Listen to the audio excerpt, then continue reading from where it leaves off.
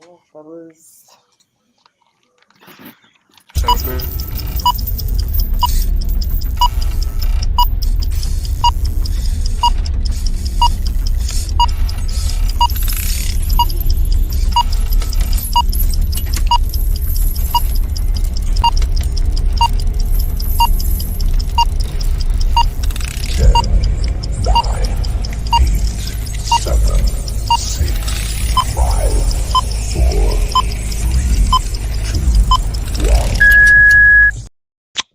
Yo, yo, yo, what's up, everybody? Thanks a lot for tuning in to another episode of Birds of a Feather Flock Together, Eagles Podcast. We got my boy Warren J and Cash in the building. What's going on, my brothers?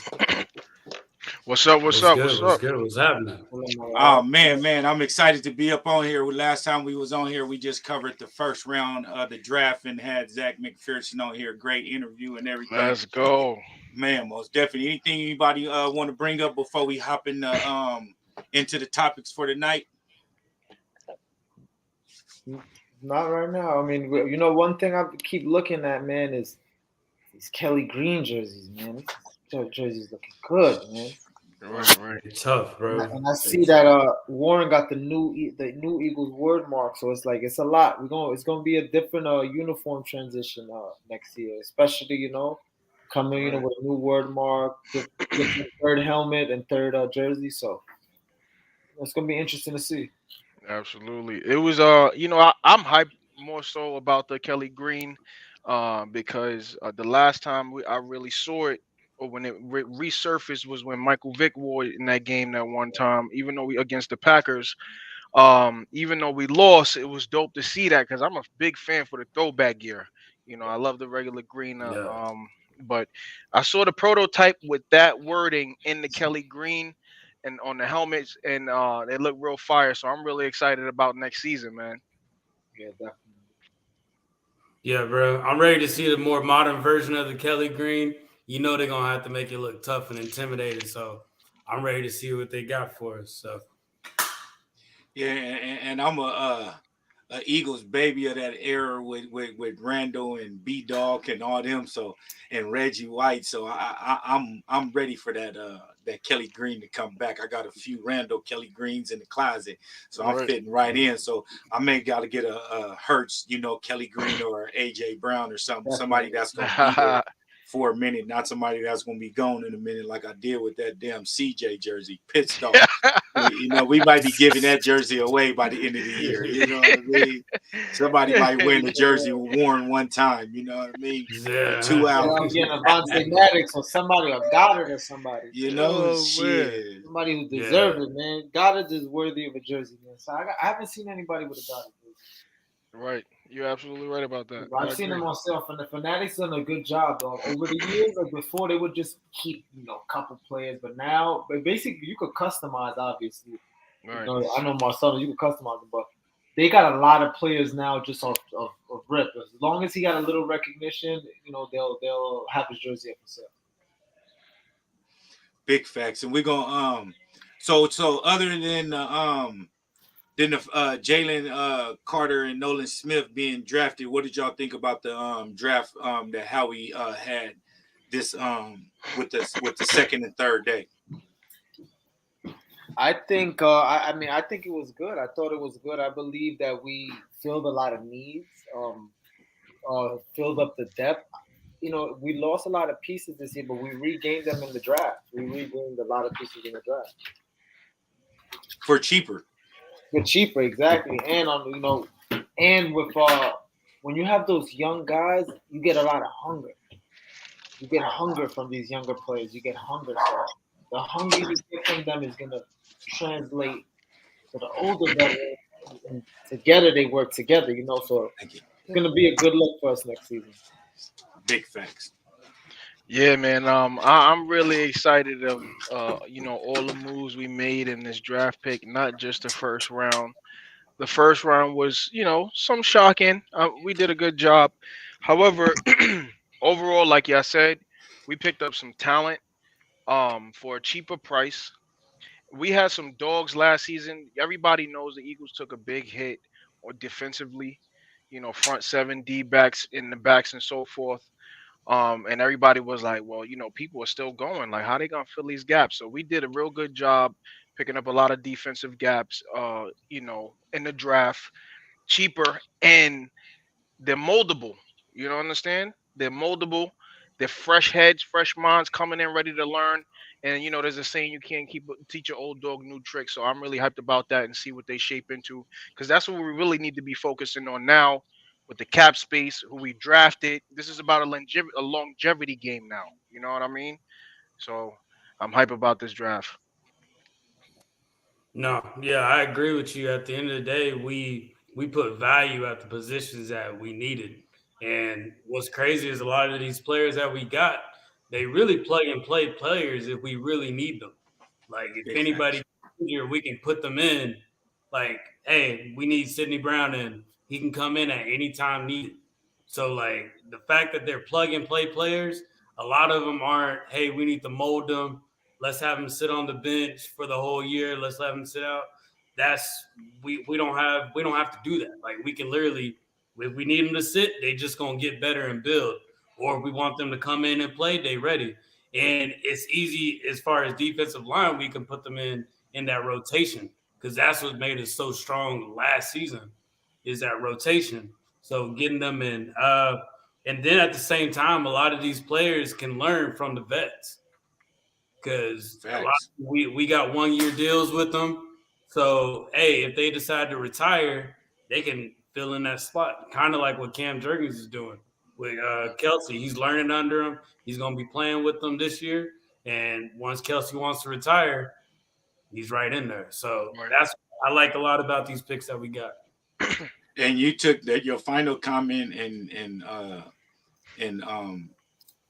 and the wording about Cam was what I was about to mention, is that Howie is strategically killing the draft.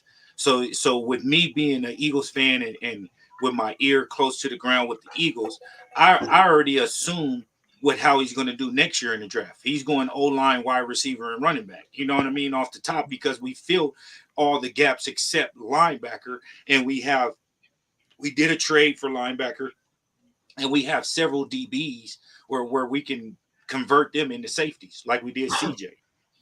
So with this draft, I'm ecstatic about the future of Philly because, like just to what elaborate on Warren was saying, when Fletcher Cox is gone, we got Jordan Davis, we got Jalen Carter. With Hargrave leaving, like what Cash was mentioning, Hargrave got a nice salary, and we got Jalen Carter for way cheaper, and I feel he's going to be a more hungrier person. Because now Hargrave got the bag. He don't Boy, you got saw really his nothing. tape. Yeah, he don't got You saw nothing Carter's to really tape. work for. You get what I'm saying? So Jaden Carter, we get a hungrier person, and we can't forget and discredit Milton Williams also, bro. You know what I mean? We don't mention him with a lot of talk, Right. but he gives a lot of debt on that line, and he can give you 2 or 3 downs with second and third or first and second, depending on the rotation. So I'm happy with the future of Philly with this draft. It just let us know once Graham is gone, once Cox is gone, once Right. Kelsey is gone, once Lane Right. is gone, we got their backups right there. You Right. know what I mean? That, 100%. Right. that was what I was gonna say next. I was gonna say it's amazing. You got teams, they're gonna go looking for backups. And we potentially already, replacements. We already potentially have the replacements in house. Right. Big facts. And we're gonna hop into speaking about the draft and the future. What we thinking about him right here? Anybody? Go ahead, Warren. I mean, Cash. Yeah, well, I'm thinking. I go. What I'm thinking is, what I see when I see Carter. There's always that player in the draft that something happens to him and his stock goes down. It was that car accident situation that he ended up having. He ended up have basically it wasn't surrounded around him. All the accusations. He obviously wants the stories. Media want to bring a young brother down. It's coming up. This always happens before a draft. There's always one player who falls due to this. Fortunately, Jalen Carter didn't fall too far. He could have easily been the top pick in this draft this season. Before the combine, before everybody had him as the best player in the draft. best player in the draft also means your character, the total package. It doesn't only mean physically; it means everything you bring with you. Because when they draft you, they bring whatever you have with you. Everything you've done. So I think we got the best player in the draft, or at least the best defensive player in the draft at the minimum at number 9. And they only had to trade up one spot. I mean, the moves that he made that night was comical. Like these people are gonna keep giving us more opportunities to get more picks and get it's crazy. So I just think we got the best player in the draft, in my opinion. Yeah, bro. Jay, I agree with you. Jalen Carter was my pick for the draft. If anything else, I know a lot of people were thinking other positions, maybe possibly running back and O line and so forth. However, I feel like he was the best pick. And listen, I hear what you're saying about him possibly becoming a stereotype with things going on with car accidents and so forth.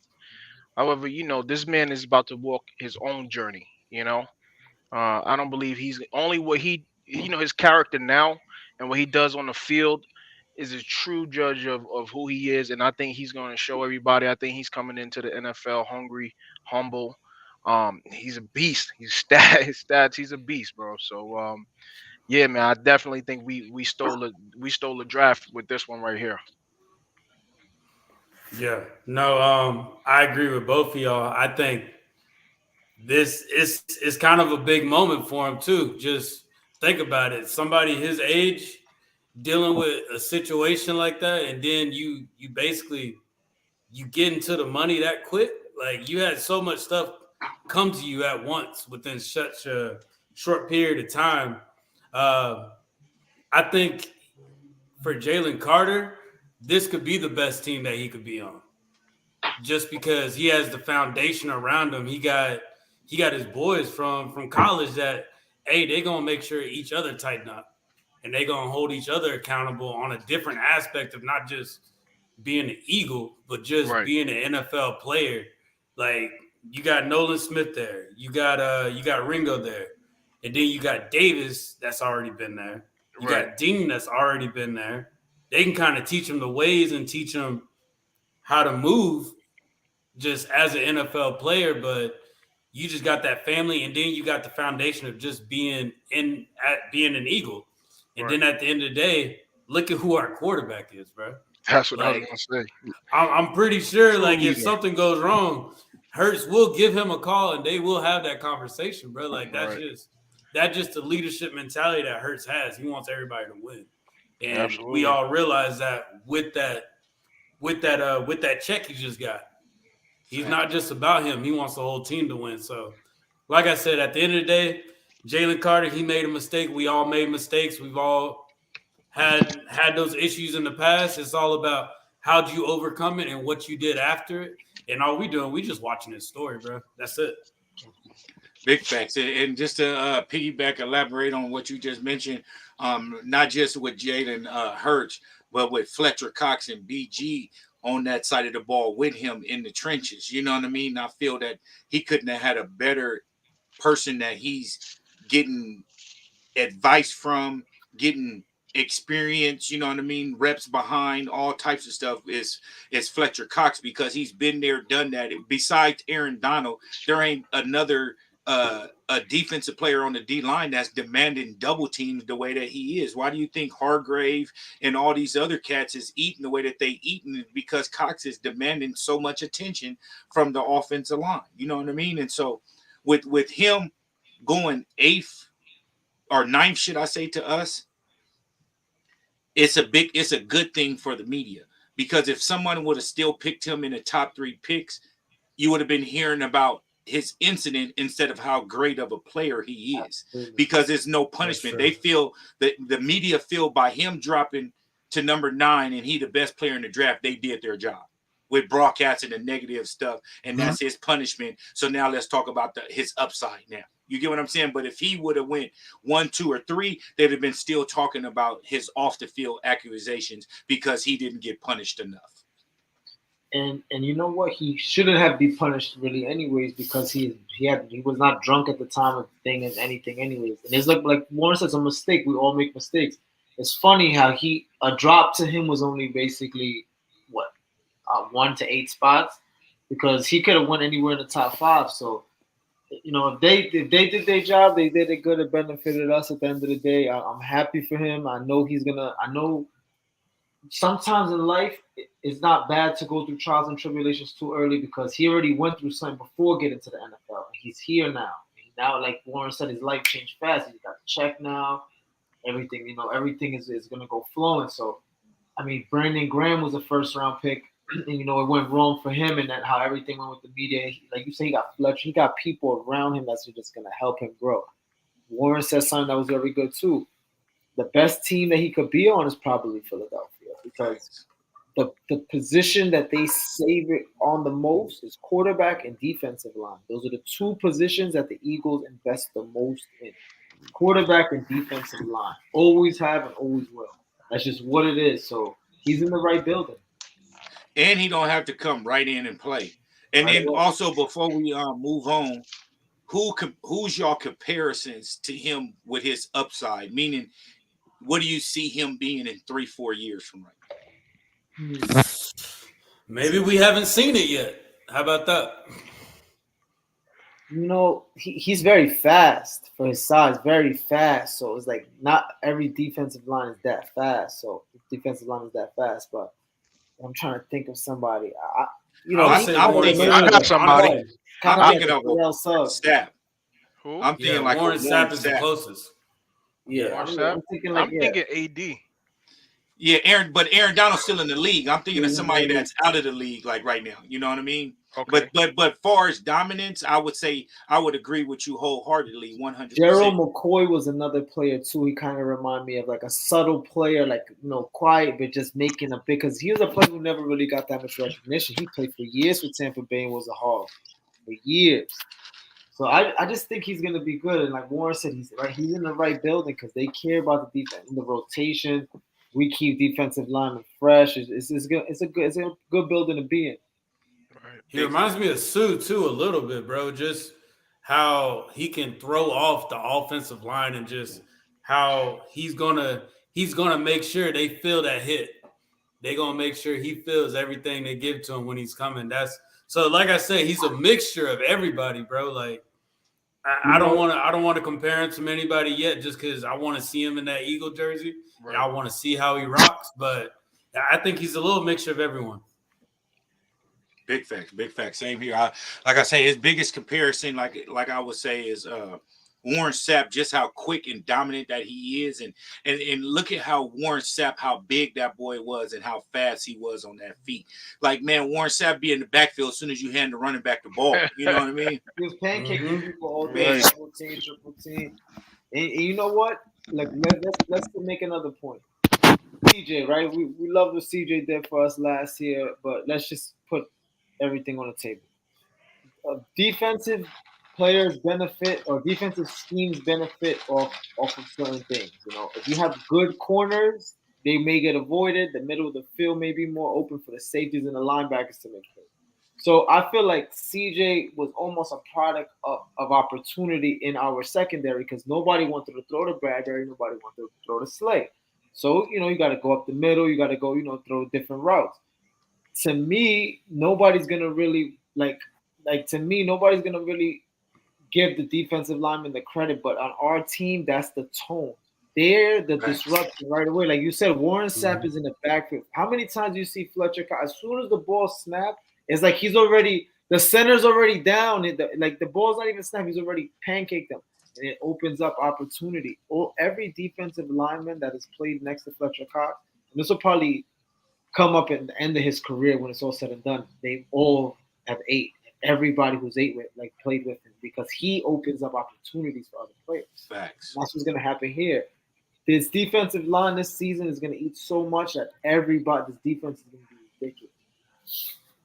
Can you see another sack season coming? I see it. And honestly, I don't want to sound cliche or biased, but we could surpass our own record from last season. It's literally it's the philosophy they have with the switching of the rotation of the defensive line. That's what keeps their numbers going. Nobody's selfish. They're not just giving everything to one guy. Everybody is getting sacks. Look at the whole defensive line last year. Everybody has sacks. We won 4 the players Super with Bowl more than with Sean that. Desai likes to blitz too. We Sean we Desai, he we'll lead blitzes the a little bit league. more than Gannon. Yeah. Fact, we'll lead the league in interceptions this year also. because of the line. Look, do you understand? Because of the D line, they don't want us to get the sacks, so they're Right. gonna be releasing quick plays, and Yep. them as tips and going straight into the Tips. DBs because they don't Absolutely. want to. Oh, the Eagles got another 10 sacks this game. They don't want. They don't want to. They don't want to be that team to hear about that because now Right. you getting offensive line coaches fired, my dude, all I don't throughout the think people season. understand. That's true, but I don't think people Yeah. understand. The Eagles finished second in NFL history with sacks for a season behind the '85 Bears. And if you know any little thing about the '85 Bears, it's the best defense in history, and they finished right behind them in sacks. That has to ring bells for Jalen With the Carter. Like, refrigerator period. going to this team that just almost broke the '85 Bears sack record. It's crazy. That is crazy. Big facts. And we go into his stats that he had this season, or should I say career sacks stats. And with this defense, their productivity doesn't show a lot. Luckily they got national championships to validate this, but they were a scheme defense where he may not play like almost like 40% of the snaps in one game because of the tempo with the other team. There was a more pass happy team or whatever the situation. Like and he switches around positions. Like he can be on the interior, he can be on the exterior. He switches around. That's why his stats ain't that productive far as looking at far as career wise, because he also had to sit behind Jordan Davis too for a couple of years. You know what I mean? Mm-hmm.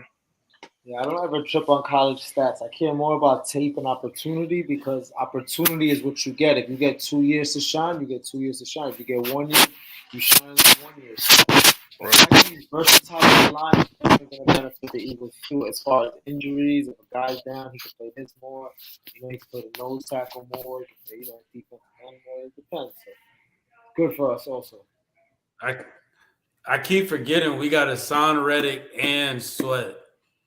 Bro. So it's like it's too much. It's too What's his much, name? bro. Barnett, penalty happy Barnett is coming back, and even though he makes a lot of mistakes, he's still, he's still formable. He's still a solid player. Absolutely. Still a solid player. Absolutely. That defensive line is. I'm telling you, bro. I'm excited. I'm excited about this season, man. If everything gels with the side how we want it to, this defense should be better than last season's defense for sure. Facts. Sure. And that fourth round corner, we'll speak about it later. We'll elaborate on that later. But I want to, for right now, defensive line is going to set the complete tone for the team. Complete tone. And it helps out. And we got vets in the backfield. Yeah, and it helps out our safeties a lot with our D line and our corners with a lot of press because our safeties are and linebackers right now will be our weakest links, so to say. You get what I'm saying? Uh-huh. And coming into the season, you would say that, but I don't see that being the case going into the season. Coming into right now with camp and everything like that, I can see people seeing that, but going into the season, I don't see that being the weak link. Especially if we can address that with Buda Baker or something like that, then I feel that would be a great statement and put us just over the top. Yeah. I think that's the one area where other teams don't really have film on either, if you really think about it, because Nakobe Dean, he's coming in, and the gentleman we just drafted to the Eagles, I forgot his name right now, but with those linebackers and with Sean Desai there, that's that one area where it's the unknown for all of any team that we coming across. They don't know how we may react. So we'll see. Big facts. Who do you think is going to be the Mike linebacker this year? Who do you think is going to finish? Who's going to be the captain? It's hard to say right now. I think Dean.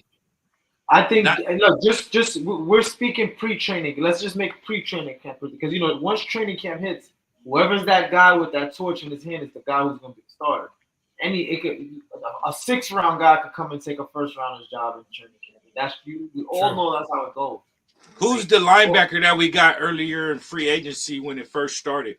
The linebacker, I forgot, where was he from? We got Dang, I forgot about that. I know you know what? I know that N'Kobe Dean sitting out last year. Is he from the Steelers? Yeah, no, that's the safety. Street? No, that's the safety. That's Edmonds. Terrell. That's Edmonds. That's the safety. Edmonds is a solid. I'm telling you. Look at what we have at safety. He was a 1st round. He was a 1st-round talent. He's a good player too. I'm telling you, he can be exactly what CJ was. I'm telling y'all right now. CJ was. We could put a lot of people. Rodney McLeod. I love Rodney McLeod. I do. But I always say this. There's players that have played for the Eagles that have had better career moments and just better career years with the Eagles than opposed to other teams. And he's one of those guys, Rodney McLeod. He was one of those guys. He's a good player. I'm not saying he's not, but the Eagles was where he had his most success. That's where he had his most success. And I feel like CJ was good with us, but we put in a guy like Edmonds in his spot now. Formidable guy. CJ's good too. I'm not slouching CJ at all, but it's a direct replacement almost. It's equivalent, very equivalent. And let me say this too and interrupt.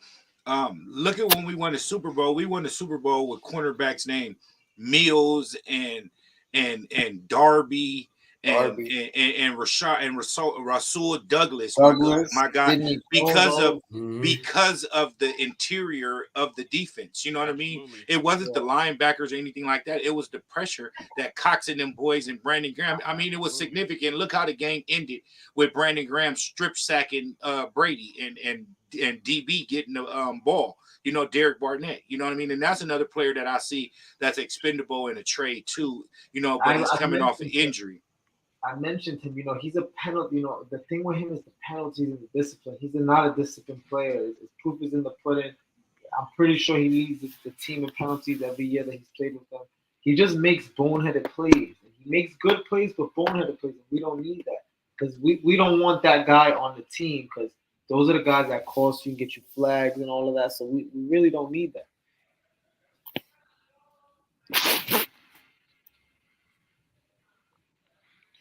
Yeah, man. Well, what you said, I agree. I agree with that, man. We don't really.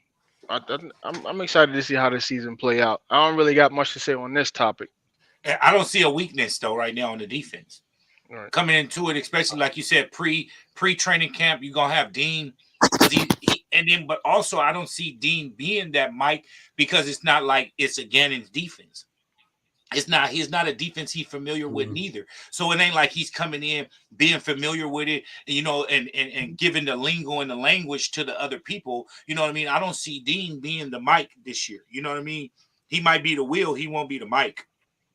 What about Nolan Smith? How do you feel about Nolan Smith overall as a player,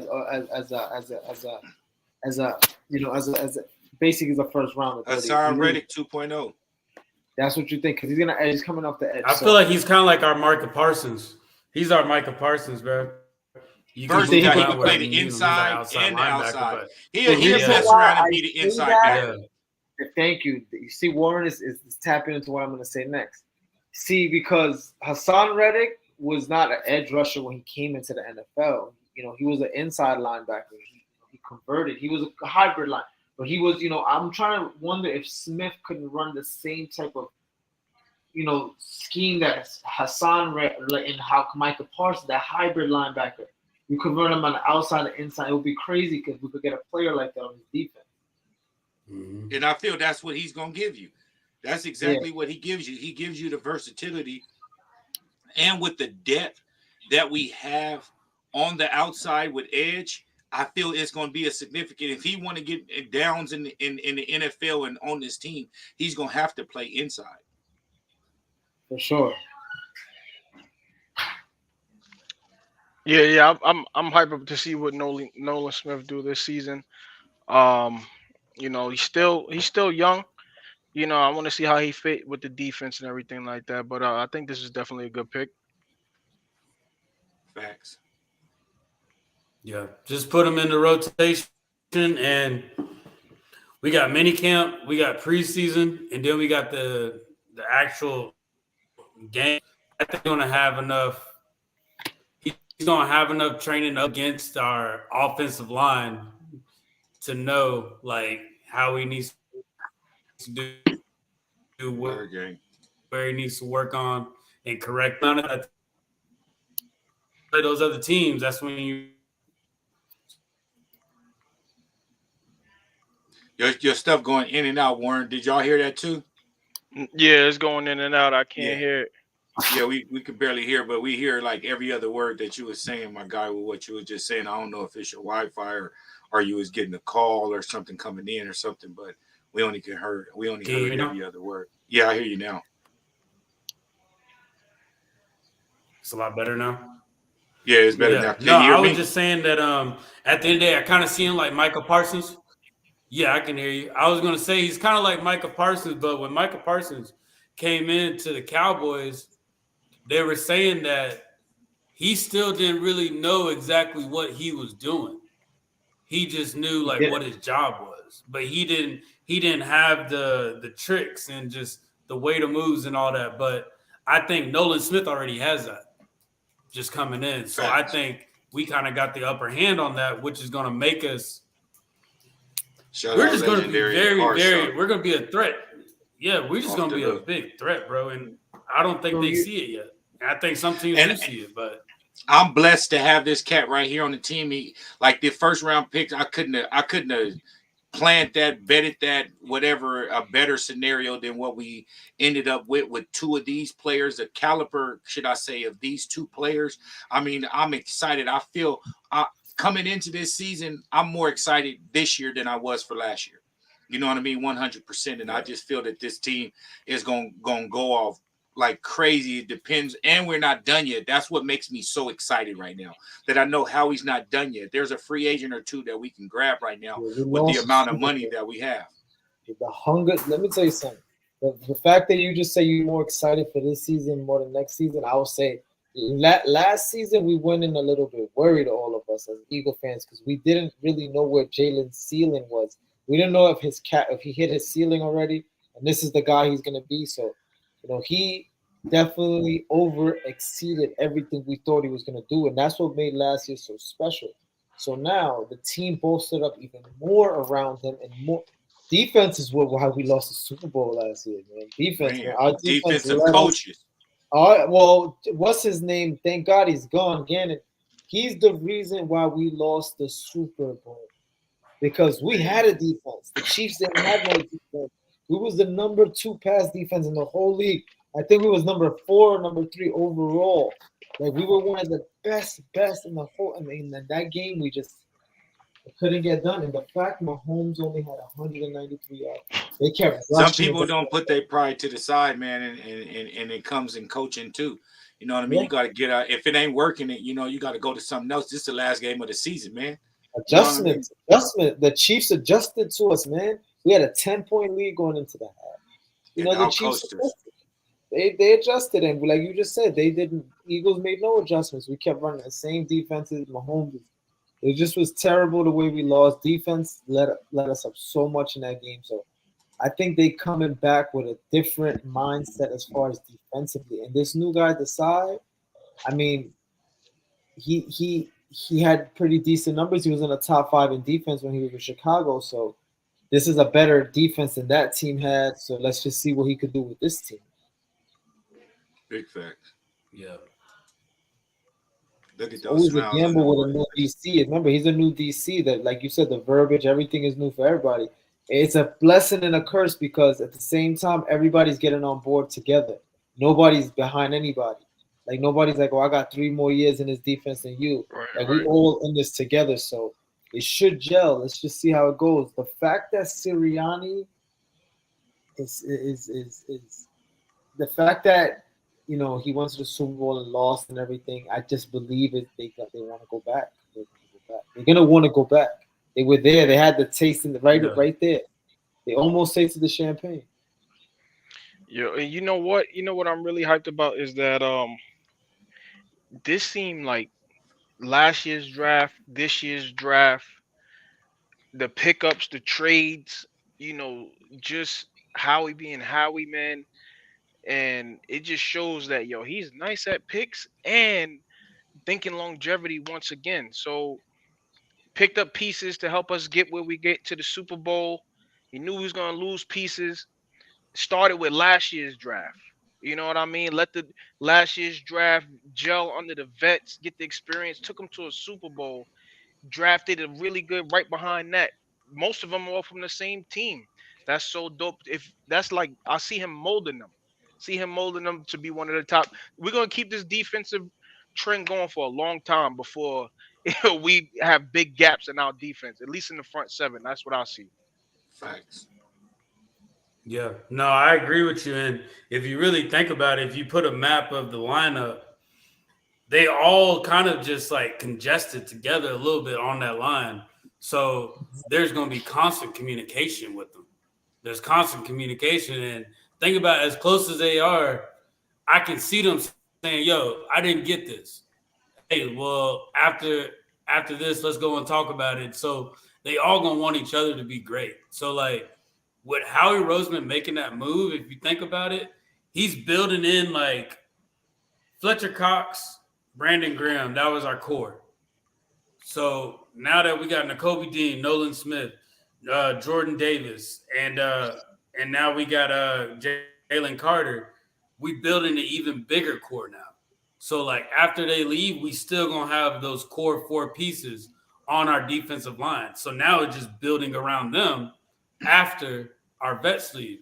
So that's how smart he was thinking about that. Let's build a core, but let's build it a different way, and let's get them all on the same team to where they can work together and grow each other. They can all grow together too. Our biggest thing about the draft last year was we were very offense heavy. And our biggest question was, hey, we got all the pieces, all the weapons. Now Jalen Hurts has got to perform.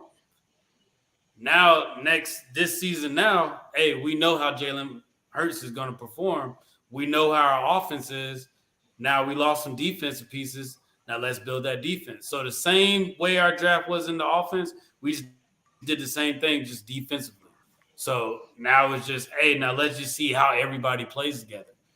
With our backfield being Slay, Bradbury, we got vets in the back. So they ball hawks.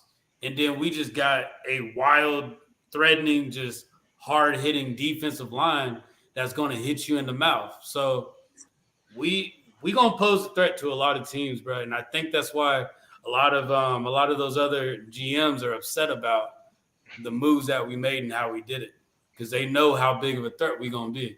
Right. Absolutely. And as a DC, if you're smart with a team that has more than 4 or 5 players from one defense that won multiple national championships, you have to throw in a couple of schemes from that defense. You know what I mean? Like reach out to coach, smart, and be like, hey, we need this, we need that, or reach out to the players. What scheme do y'all like? You know what I mean? And utilize all of them together, because that's going to be your nucleus, like you just mentioned, in the next couple of years. So get a couple of sets in where you can get all the Georgia boys in there or something like that and run the sets that they're familiar with and get productivity. It's simple as that. Utilize it for a reason. Why have kids from the same team on your team if you don't utilize any of the things that they were successful from with winning 2 national championships? It was a reason why they were the number 1 defense in college for a reason 2 years in a row. You know what? I was waiting to say that too, and I'm glad you brought that up. Not only did he take players from a team, he took players from the top defensive team. So it's not like he picked 4 random guys from Central Ohio or something. Like, he picked 4 guys from the top defensive program. So for a fact some of those plays and schemes and setups and stunts and stuff are gonna come directly from the mouth of these players. I expect they what I was reading about Nolan Smith is a football IQ, that high football IQ player, and that's kind of like Parsons. Like you said, when Parsons got to Dallas, he was not an edge rusher at all. They kind of just tried him there, and when they were putting him there, they noticed how much pressure he was getting. You understand? This guy already has a little bit of tricks, like Warren said. You know, he's not. It's not a surprise to see him on the edge as opposed to seeing Parsons on the edge. So I'm gonna be excited to see which one of these, because there's always one of the rookies that always just, at least one of them exceeds or stands out. So, I mean, look at the Jets last year. They had the offensive rookie of the year and defensive rookie of the year. And you know what? That puts that team in a good trend, because when you have top rookies, they're that young producing, that means that they're going to produce when they get older. God willing, they stay healthy. So I'm happy again with this draft class. And, you know, last year when we lost the Super Bowl, I'll be honest with you, the only thing I was happy about was the fact we had 2 first-round picks. That was the only thing I kept telling myself. Howie, you know what? Just make it up on those picks. Make it up.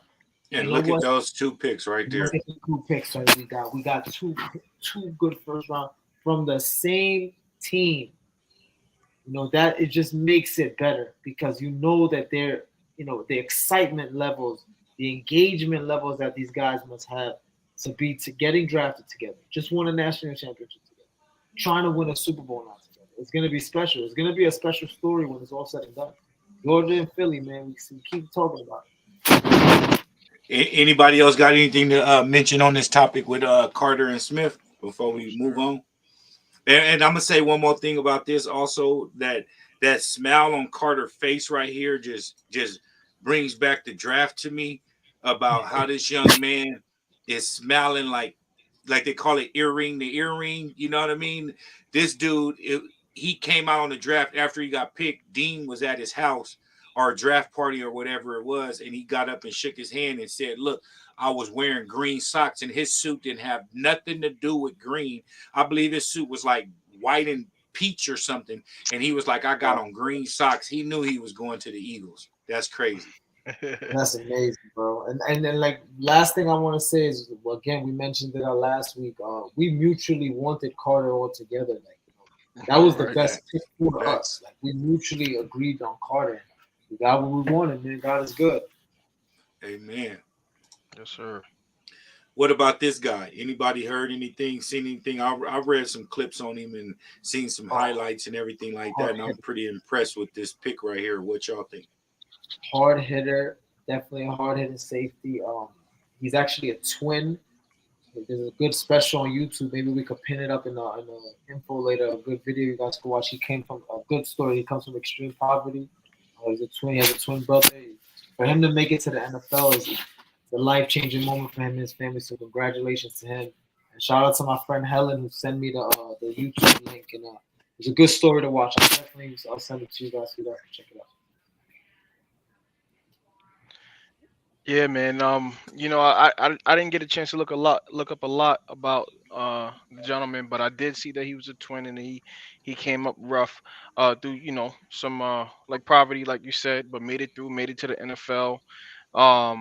And I believe I saw somewhere that they're comparing him to Brian Dawkins. So I was Can I ask you, either one of you, Jay or Cash? I didn't do my due diligence too much on him. Did you guys see where he was from? Where he grew up at? I think it was somewhere in the Midwest. I believe. I forgot where it was. I believe. I'll check for you. I don't remember. No, it's nothing that I just thought that maybe it was a city that we all familiar with poverty and growing up in the harsh areas and stuff like that. I know that he is a hard-hitting safety, though. He is one of those safeties. He's like an old-school type safety, like Palomalu type of hitter.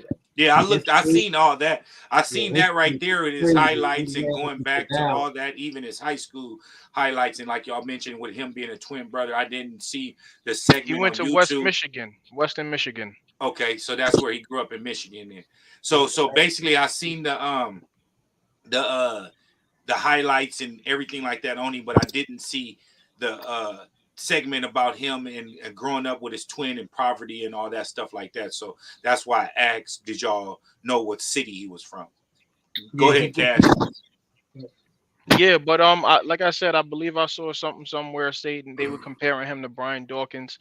So Brian Dawkins, you already know that's a dog. That's one of my favorite Eagles ever.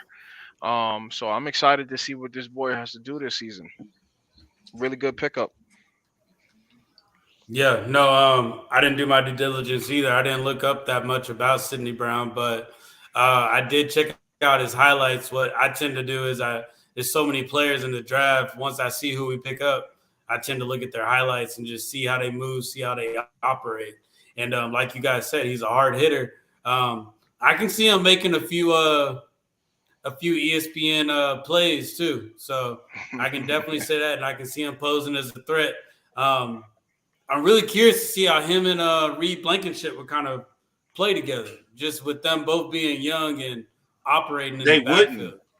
they wouldn't play together. That's the thing, because he would be the CJ, the Reed.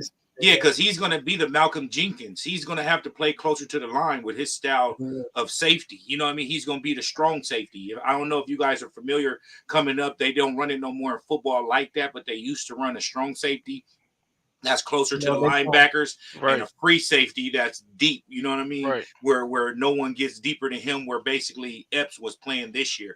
And so I don't see him being in Epps' position, and Reed can't play that position because he's too slow. So it's going to be Edmonds and Brown as the starting safeties this year, bro, in my personal opinion. Really quick, I just want to correct myself. He actually went to Illinois. Him and his brother went to Illinois. I think I said Western. Team too. His brother's a teammate, on the team. Yeah. Yeah, I thought you said Michigan. That's when he went to Michigan. That's where I thought you meant he went to high school at. I seen that he went to Illinois. It's on his helmet right here. Yeah. No, I'm just saying. I knew that. When you said Chris Central Michigan, I thought it was high school you was mentioning. We always get a good laugh. I was waiting for somebody was going to say. Oh, no, but it's man. all good. Listen, this was only our third round. Remember, a lot of teams don't even we're already optimistic through round 3. Actually, my next pick is my favorite pick is the next pick, but I'll let Marcel get us into that. So we got Ringo as our fourth. We didn't have a third round. I mean, we had a third round, which would be Brown right here. Then we go into the fourth round with Ringo, another Georgia boy. We've been picked for a while, but Ringo's a steal, man. This is my favorite pick for sure. For sure. And guess what he got on his helmet? Georgia. More continuity. And that's another one I see that may convert to safety. Because it all depends on our depth that we have with DBs right now, or should I say cornerbacks. It's kind of ridiculous. You know what I mean? And it's going to be a lot. If we can get some blowout games, then we're going to get Zach with a lot of playing time. We're going to, you know what I mean? We're going to get, you know what I mean, backups to get a lot of playing time. And I see, what was his name? What was old boy that was backing up Maddox last year? What was his name? Josh Joby. TJ? Oh no. What was his name? What was his name? Damn. You talking about Maddox's replacement in the slot last year? Yeah, number 30. Was it 33? Right? I forgot his name though. Right now, it's at the top of my head. Good Lord. But them are going to be people that are going to be not making a roster this year because of this young talent right here. He's a good player though. He could have went higher also too, but there was so much position. It was a circumstance thing with him falling all the way to the fourth round. He had a game-sealing interception in the national championship in 2021. That's definitely his best probably highlight of his life. He's a ball hawk. That's why I could see the whole safety conversion thing you said. He tracks the ball extremely well in the air from his tape. You can see there's a play. He's running press on a receiver, and he turns around, and the ball's when he turned around, the ball was right there. It was crazy. It's like he knew he had the route was for him. let me ask y'all a question though, real quick, that I wanted to mention and why it's at the top of my head before I forget. Would you guys rather save the money with signing Buda Baker and sign Patrick Queen? Patrick Queen, the linebacker that was on Baltimore. Yeah, would y'all rather take his contract on his 5th-year option, and he'll be a lot cheaper? And that's with, like we just mentioned, with all the cornerbacks that we can convert to safety, Buda Baker will be just doing too much. And I feel if we get a solid linebacker and we can plug and play one of these cornerbacks into safety. Yeah, I would rather Patrick Queen I for can the see simple that. fact that he will take over the mic automatically off the rip. He would be the mic. He is I mean, when they drafted him, that was after they got rid of Ray Lewis. He's definitely a high IQ football player. Yeah, man. I'm actually really hype about this pickup too. Most people look forward to the first couple rounds, but talent can be drafted anywhere, as history proves. Tom Brady and so forth and so on. Facts. All of the talent don't always come in the first couple rounds, but this was definitely a good pickup nonetheless. What 4.3 second 40-yard dash, and he's big. You know what I mean? I was really hyped about that. This is making me a little bit more confident with what's going on in the backfield. So yes, we did lose CJ, but however, the combination of replacements we picked up, I believe we got a better CJ with Slay back there, with Bradbury back there. Man, we straight. So I like this, and he's a Georgia dog. You know what I mean? I got love. I got, Georgia got a place in my heart because a lot of my family is from Georgia. I've been going to Georgia, and actually, Superb. That's where I met you. So you already I was know. about to Facts. say that. You already Facts. know what the love I got for Georgia. So I was I was hyped when they actually, because I was in Georgia when they won the conference the first time that year. I was hyped, and I didn't get a chance to go to the parade. But anyway, long story short, I'm hyped that we got that pickup. Facts. Yeah. Nah, he's just another Philly dog that we got. Just adding more depth to the cornerback position. I can see him learning a lot under Slade and Bradbury. My bad. I don't know why I got that wrong. But and Bradbury just making him a better cornerback and kind of taking over after they leave or retire. So that's how I see it.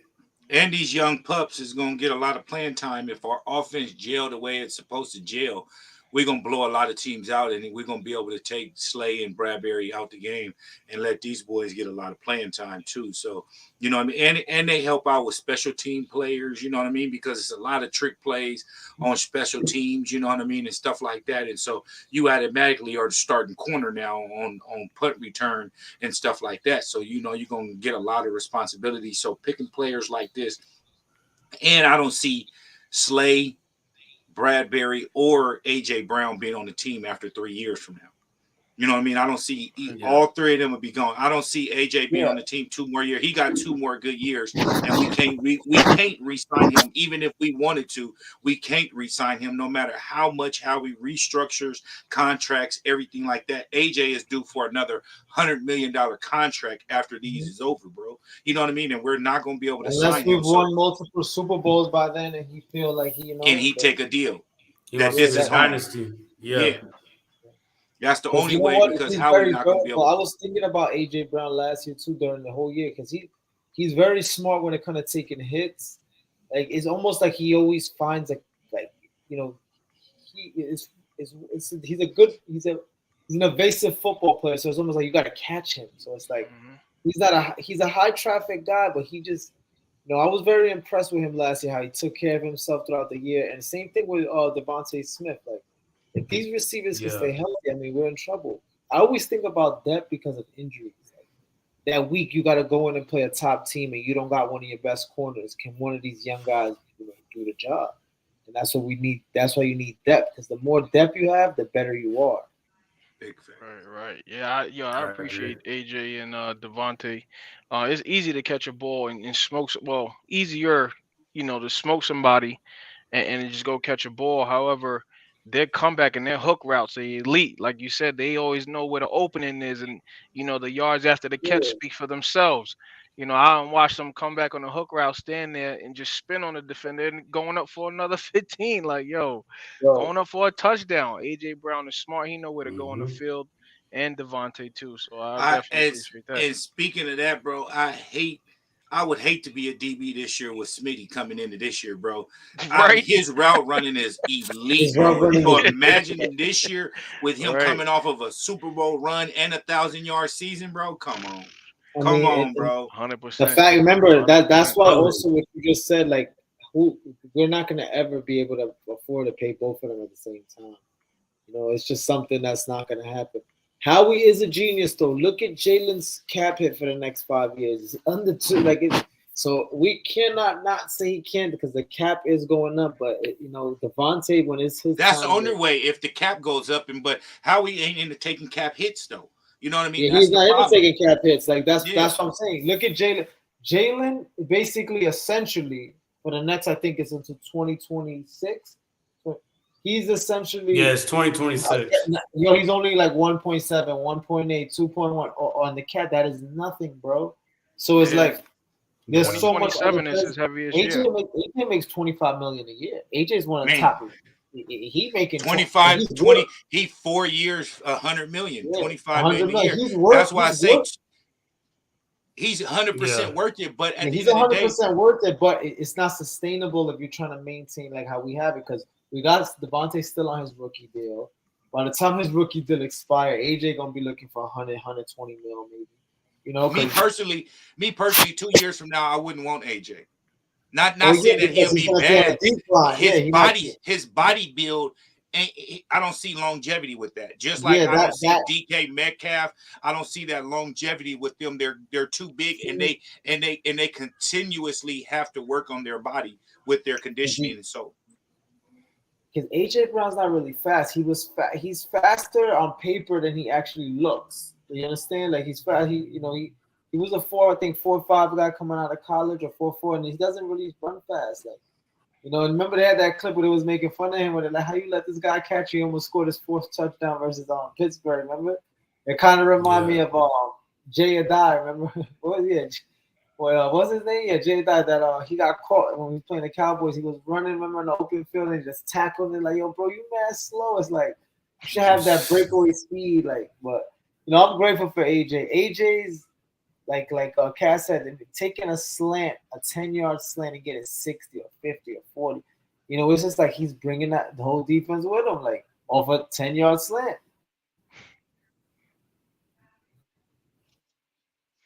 Yeah. and he'll do that 10-yard slam with a defender on his back That's a fact. for I'm not about saying another he's taking 5, them 6 with him. yards. Yeah, he's taking them with him. He's just trailing everybody with him. And then Smitty is just, remember these guys are the guys they go up against in practice. Like this guy right here, a 6th-round pick, because Yeah, exactly. he's gonna go up. The guys he's gonna see in practice is Ringo, Slay, Bradbury, Dean. Like that's what he got to see. That makes them better also. Right. And then also we can't forget about Marcus Mariota also. Oh, Now, 100%. now, do you think this guy's gonna be a practice squad guy, or you think? Yeah, this is a gonna, practice squad. We only running 2 quarterbacks, bro. We only running 2 can't run quarterbacks through. every That's game because impossible. we need that extra receiver and tight end with Yeah, our scheme. We have to, and then we're running 4 backs, bro. Not including I ain't even mentioning Sermon. Like we have 5 backs right now, bro.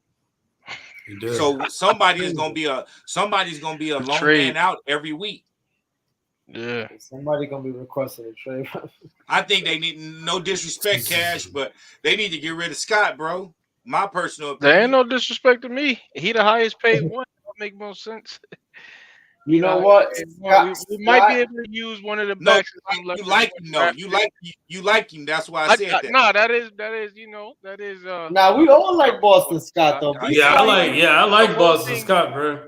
We picked up Swift, however, there's him versus Trey Sermon, man. Trey Sermon is a bigger back, way bigger back, like blocks. Like, it just depends. Yeah. It depends. We definitely gonna do the 4 running backs. If you remember, what was it? A couple years ago, we had an issue where We had 4 running backs, but we only could take 3. I forgot. I think when we had Kenyon Barner, we had a couple people that year. So this I is gonna remember be that. that Yeah, year yeah. too. Somebody's gonna be very disappointed at that LeGarrette Blunt. Somebody's going to have to step up. Yeah. for sure. Another defensive pick too. I like this pick. I read about this guy too. He could possibly be a sleeper. Another depth piece, like we said, more depth, more depth. Just give you that extra Jovan Hargrave Yeah. and then And Jalen Milton Carter, because Williams. Jalen. And then let me say something back to what Warren said earlier. This could be the best pick, or should I say the best team that Jalen Carter could have been picked to, because he necessarily don't have to necessarily play immediately. You know what I mean? Mhm. With any other team that he went to, if he's the first, second, third, fourth, fifth pick, he needs to play immediately. He's a 5-star. He needs to be playing immediately. With Howie, he can actually play immediately, but he doesn't need to. That's the blessing with him coming onto this team and then adding depth like this young gentleman, a Jomo also, you know what I mean? Pretty decent, you know what I mean? Everything like that. I watched a few of his highlight tapes, and he's a force to be reckoned with. Like, he's going to demand some double teams, you know what I mean? And he has a motor, bro. He has a motor and some wheels. So for him to be in the 7th round, it's kind of surprising. You know what I mean? To me, when I watched this film, I didn't know nothing about him until we drafted him. But watching this film, bro, it's kind of crazy, my guy. Kind of crazy. Yeah, man. Yeah, like I said, I agree. This has more depth. Like you said, he has the benefit of starting, but he doesn't need to start. I like just having him there, that if he needed to, that's another 6'3", almost 300-pound person to put up front. So, you can't go wrong just with that, the height and the weight alone. No, of course, it comes down to technique. And looking at, I didn't do a lot of research on him, but looking at some of his highlights, he got the technique down. Seems like he could get off the line pretty quick. So I'm excited to see what happens this season. And also, Kaz mentioned that too. Looking at him, I don't see a lineman that's going to guard him one-on-one like that. And you're not going to double team no character like him. You see what I'm saying? Right. Exactly. Because everybody else going to create the double team. I can definitely see. Yeah, I can see more depth in him. He's I see him as kind of that person that's in rotation with Cox and Davis. Just like we had Lindell Joseph and Dominique and Sue, and we got them because Davis got injured. So we didn't have anybody as a distraction. So with him there, he can be in that rotation and throw off the defense. So that's kind of what I see him as, kind of just a piece to the scheme that we're trying to play. I can definitely see him as a decide pick. Like, our defensive coordinator probably said, hey, I want this guy because he can fit this when we need this to get put into place. So that's what I see him as. He's just a piece to the puzzle, bro. That's all we adding to right now. And last thing on him, last year when we talk about what Jay mentioned, second all time in the NFL and sacks and everything like that, one of the number one pass defenses in the NFL week in to week out. But one of our weak links was rush defense. And when Jordan Davis left, that's when we got Joseph Sue. And with him being a younger, fresher legs and cheaper, I just feel that it's a perfect pick for us right here. Mm-hmm. Yeah. I just think, like Warren said about him being a distraction, it is good to compare him to Sue. You do need that extra, you can't just, you got to plug some type of pressure creators. He could be one of them. Facts. And then we go into our undrafted.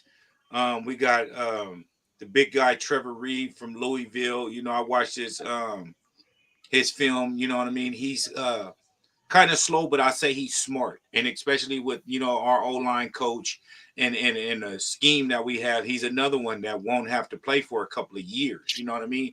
He's going to be another Dillard. You know what I mean? In our repertoire where we groom him to be a great player, but we have players in front of him that he doesn't need to play. So I don't see him being a knockoff or a bad pick. And we actually got lucky with him in the draft, and I believe he like 6'7", 340 too, if I'm not mistaken, like a beast, like Jordan Mailata. And then you get Eli Ricks, which, if he's standing up in the correct way, like he can touch his knees standing straight up. My guy, his arms are so long and his speed. So he's a great pickup also. And then the wide receiver from Clemson, you know what I mean? He's a good another AJ Brown, the one that can, you know what I mean, that can give you a quick slant over the middle and take 2 or 3 defenders with him and ain't scared of contact. And then most importantly, we got Ty, Zettner, the kicker out of Kansas State, and he's actually a punter. He's a punter and a kicker, and I'm surprised he didn't get drafted. They were raving about him as one of the best punters and kickers in college right now. I saw a lot of Eagles fans excited about him. A lot of people are like, yes, we got this guy. I don't really watch much college football. I only really watch draft stuff. So, but a lot of people said that he had a great career. And the receiver from Clemson, they say his hands, strong hands, gorilla hands. Big facts. Look at his hands over that ball. You can't even see it. Right there, yeah. That was one of the things that I saw. Yeah, it's a good and then we got these few more right here also. Cornerback Gardner, and then wide receiver Hasselwood is two, excellent pickups right here, would be an undrafted free agents. This is another Deshaun Jackson, take the top off the defense, and then you got the cornerback from LSU is a good plug and play also, but he won't be playing on this defense. So that's why I say creating the depth that we have, it's going to have to be someone converted into a safety with what we have. And then linebacker from Michigan right here, I seen some film on him. He kind of slow, bro, but when he lay helmet, he's a good run stopper also. And then I didn't see too much of the tight end from Colorado. And if anybody's seen any of these undrafted free agents film or anything? No, I haven't seen anything, but what I can say is, since they are undrafted free agents, they're gonna play with a chip on their shoulder. So they're gonna play hungry, bro. So they're gonna put in effort, and I can't wait to see all of them and all their success. That what comes to them. So that's what I gotta say about them.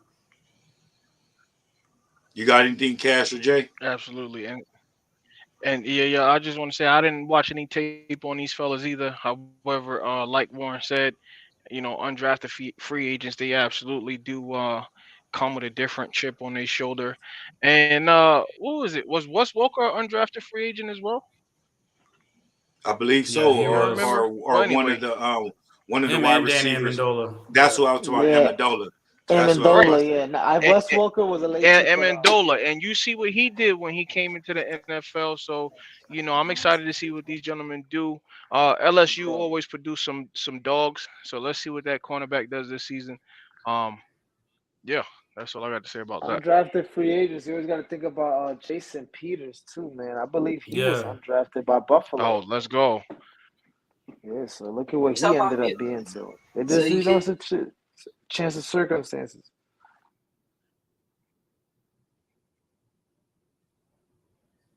Yeah, a lot of good players have came out as undrafted free agents, and they've made success. So it's going to come, and we got a good coaching team too. So absolutely. My bad, fellas. My bad. Can you hear me? Yeah, we can hear you. Okay, my bad. Yep, we can hear you. All right, so now we were just talking about the was anybody talking or something? I didn't interrupt nobody. No, you good. All right, I'm just making sure. And then now we talked about Jalen Carter, Nolan Smith, and Jordan Davis and Nakobe Dean with these picks right here. Look how late Nakobe Dean went. And last year I thought I'm gonna say this. Last year I thought he was a little to come in and fill gaps and and be productive. But towards the end of the season, those last couple of games, he was doing pretty decent. You know what I mean, when they threw him in the game. So I'm confident with him being a starter this year. But like Jay was mentioning, I don't see him being the play caller this year. What's crazy about both of them, about Nolan Smith and Nakobe Dean, the reason why both of them got drafted so high, well, so low, my bad, is because both of them had the same pec injury in the offseason.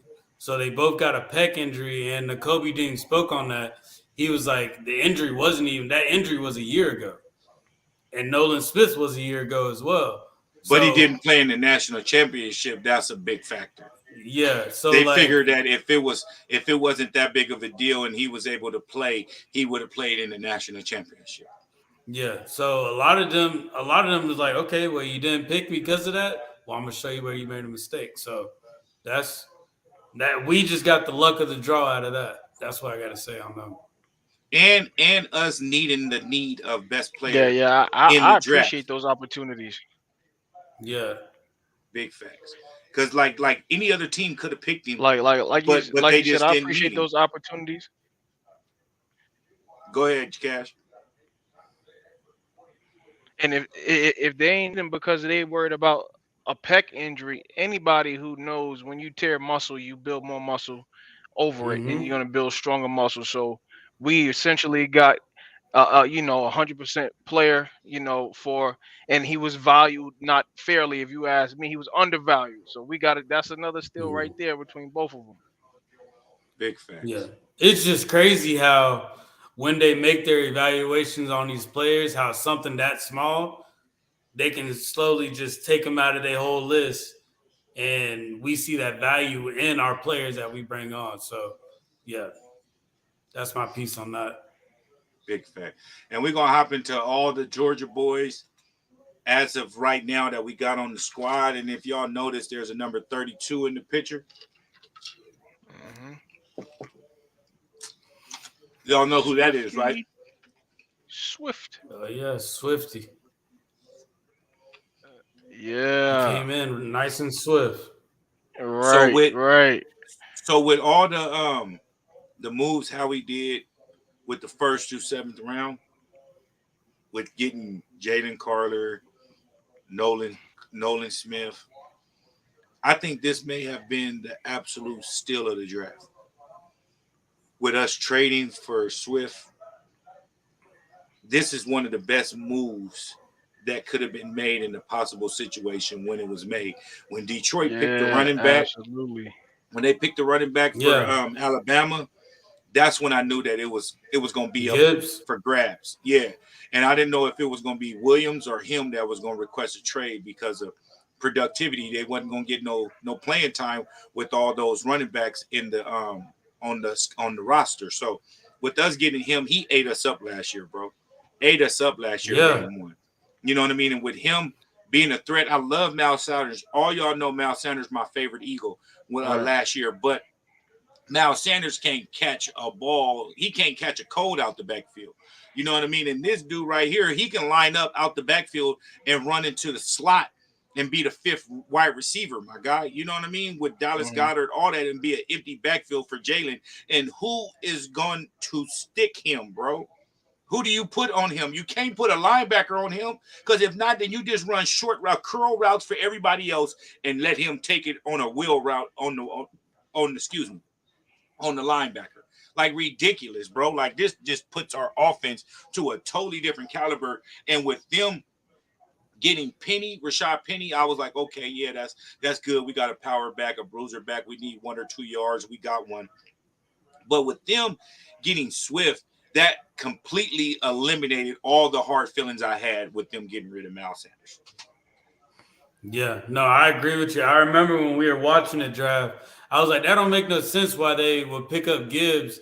They had Montgomery, they had Swift, and they had Williams. I was like, that doesn't make any sense to me. But in the back of my head, when I would think about it, I was like, we might just pick up one of them.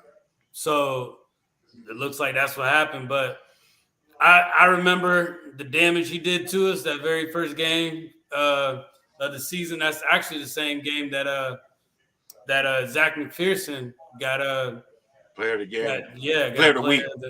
player of the week. So I like him. I like him as a running back. Of course, we all were talking about Derrick Henry, Bijan Robinson, but with his speed and his ability to catch the ball, I think we in a good spot, bro. Like we're not hurting. Like it's not considered a weakness anymore. And what's crazy about all of this is, yeah, he got injured. Penny got injured, but our offensive line is a dominant offensive line. And the Lions and even the Seahawks, they're looking for offensive linemen. Like we didn't really have that worry. So with our offensive line, I can see Swift getting over 1,000 yards. I can see Penny tickling 700 yards.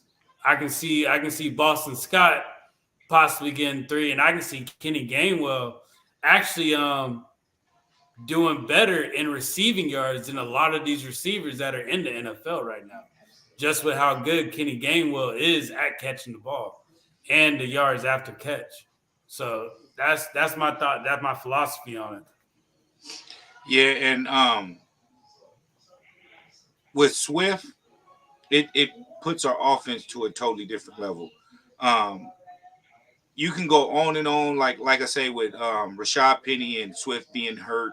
Just like Miles Sanders. Miles Sanders eliminated a lot of people with saying that he's always hurt. He fumbled the ball. You know what I mean? With a good team, that makes you don't want to be the one that messes everything up. And just say, for instance, somebody tell you right now, you got to run 10 miles right now. And if we're all four able to contribute in that 10 miles, it makes your contribution equally amount and less wear and tear on your body, right? With you running, I'm running 2.5, you running 2.5, you running 2.5, and you running 2.5. We're not running a whole team. And with us, and we're able to do it by committee, and with them being able to have a running back by committee with a Swift, a Gainwell, a Penny, a Scott, you know what I mean, a Trey, you know what I mean. It's a beautiful thing to be a running back of their nature. Yeah, you may not get the payday that you want moving next year or whatever the situation may be, but you got a possibility of winning a championship and put 3 or 4 more years on your career with Howie with being able to take team friendly deals. Yeah, Right, and right. when you think about it too, a lot of the way these players are playing, each running back has a different style. So it may be like, hey, we playing the Giants, yo, Boston, Boss, you you gonna show already out know. this game? Giants killer. Yeah, yeah, Commanders, yo, Swift, we saw what you did to them. That you gonna hurt them this week. Right. So you can actually like just kind of move them around and just play based off of that defense's weakness on which running back is gonna perform better. Right. And let me Right. mention what I mentioned earlier, and Cash, you can hop in. Imagine with Swift in the backfield, right? And you spread him out and make him go into the slot. And now you got an empty backfield with Jalen Hurts. Who is covering Jalen Hurts when he keep it? It's an When easy he 20 run, yards. that's Easy easy 20. 20 yards. If Lane and Malata can hold the edge and Jalen run right underneath them when they linebackers is pressing and then Jalen creates that natural tunnel and then Hmm. Jalen take one of those easily, like Cash said, 15, 20 yards before he even touched. That's why it's been so effective in the red zone. Like we said, easy 15, 20 yards. In the red zone, when they use that, when they utilize the options and Jay gets a little he gets a little more mobile. Um, yeah, that's crucial. Like you said, you got him in the slot. You can't sleep on him. You can't just be like, oh, he a running back. He don't got no hands. Nah, it's not like that. He got hands too. And then he gonna eat up some yards after he catch the ball. It was a very low risk, high reward pickup. I'm hyped that he's an Eagle. And it makes sense. We it didn't cost us a lot. It was clear that it was just a lot of talent in that space on Detroit. So it worked out to be in our benefit. Big facts, and like you said, I'm just glad for him to be an Eagle. And we've been on a few extra minutes longer than anticipated. We're gonna hop into one of the last topics for the night, and then we can go ahead and freelance before we get out of here with anything that y'all feel that we missed or something that you want to bring up that we didn't discuss earlier in the show.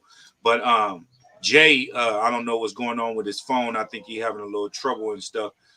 He actually run the Instagram, and he posted a reel with oh, there you go, right I'm there. here, my brother. I can hear y'all. Okay. I just had to move. All right, there you go. And he posted a reel about Zach McPherson when we was talking about Brian Dawkins on the interview, and guess your boy B Dog liked it the reel, bro. That's cracking, huh? Like, you know what I mean? Like that's official. I really like that right there, that with the engagement and everything like that. So it's a beautiful thing. So y'all just make sure that y'all stay aboard with this podcast. This is a few things that we're doing before the season even started. Before the season even starts, should I say. So by the time the season starts, we should be ready to go, fine, oiled, ready and tuned and everything. So like I said, I greatly appreciate everybody tuning in week in and week out. We will be back on next week on Thursday, not Wednesday. We will be back on Thursday for the NFL schedule release show. So we'll break down the home and away games and the teams that we play and stuff like that with next week's show. And then we'll stay updated with you guys with any news or trades or anything that we hear. You know, once we hear, we'll be scheduled most likely, like I say, every week that we own, we'll be on the Wednesday. The only reason why we're going on a Thursday next week is because the schedule doesn't come out till Thursday, so it makes no sense to be on a Wednesday. So moving forward, like I say, if we hear any trade information or anything like that, just say the trade happens on a Sunday, on a Friday or something like that, we won't be on until that Wednesday. You know what I mean, to discuss it. So that gives us a little time to break down the trade, you know, the money involved, the picks involved, the comprehensive, you know, everything that's involved with the trade. We can give you guys correct information with that. And so once again, is there anything, Jay, Warren, Cash, is there anything that we didn't discuss that y'all want to talk about, or is there anything that you wanted to mention on a topic that we did bring up that you didn't get to give your input on or give extra input on? No, I'm straight. You know, I feel like we just, I got everything off. I'm good. Yeah, I think we hit a lot of bullet points. One thing I would say is I'm gonna do it on my part too. Just look up a little bit more of the new offensive and defensive coordinators. So because that's going to take effect to how well we do and how well we perform too. So just looking at their history and what they bring to the table. Most definitely. And don't forget about the Twitter account right there. Make sure y'all follow us on Twitter and go hit us up. You know, make sure y'all hit the follow, share, all that good stuff. We greatly appreciate it. And then we also got the Instagram right here. We got the Birds of a Feather Flock Together Twitter, and then the Instagram right here. So Instagram is BOAF_podcast. And then on Twitter is vice versa. It's podcast_BOAF. Hey, thanks again, fellas. Once again, is there anything else? Jay, you got anything you want to throw in before we get up out of here, my brother? I guess there you go. And I appreciate it. I can't hear you. Oh, he out of here, fellas. All right, yep. So we good. Next week, once again, fellas, we'll be back on Thursday for the NFL schedule release show, so we can break down the away games, the home games, the teams that we play. We know who we play, but we just don't know when and where. You know what I mean? And right. and determine how's this game gonna be, and we can predict the schedule. You know what I mean? I mean a record next week. Yeah. And we also could pick a game because remember we gotta all try to make it to the link for 1 week. So we gotta Oh yeah, try to we're pick gonna a pick a game on game. that calendar that we can circle. Yes, sir. Hey, and it gotta be an early game, man. I ain't trying to come to the link, man, and can't breathe, man, where it's Oh super cold yeah, and I gotta put yeah, stuff on and everything. And like, I mean, I yeah. wanna The deal. nighttime Oh time is man, different. that's You know, that I West want a Coast 1 o'clock spoiled. game. I Nah, want I to wanna go home and at enjoy least it. be I wanna alive. enjoy it. You know You what I can still mean? enjoy it. Yeah, nah. Bro, we went to the last couple of times we went, bro. The wifey, everybody, they want to leave like third quarter, bro. So you can't feel your feet, your Yeah, fingers, yeah. no nothing, bro. Same thing with my wife. If she wanted to leave, but the Giants were That's getting funny. smoked and it started pouring. She's like, "What are we still doing here?" Man, I'm and the like, one hot more chocolate touchdown, one don't more work. touchdown. He's in the hot Yeah, chocolate the don't work. hot chocolate don't work, Exactly. my God. We need Nah, we're gonna need I'd rather the some daytime Henny because or the something. nighttime is like standing outside. And we're gonna have to bring some Henny inside, sneak some Henny or something to warm us up. Some liquid jacket. But yeah, we all good though, fellas. Once again, we be back on Thursday next week for the NFL schedule release show, man. Once again, I greatly appreciate everybody that tuned in. The comments, Off the Hook, the Card Shark, and Legendary. We greatly appreciate y'all, and those that's watching. You know, just because you didn't comment, you know, make sure you hit that like button. We greatly appreciate it, man. And once again, Warren, Cash, and Jay. Until next week, my brothers. Yes, sir. Fly Eagles fly. Yes, Bird sir. gang. Take it easy.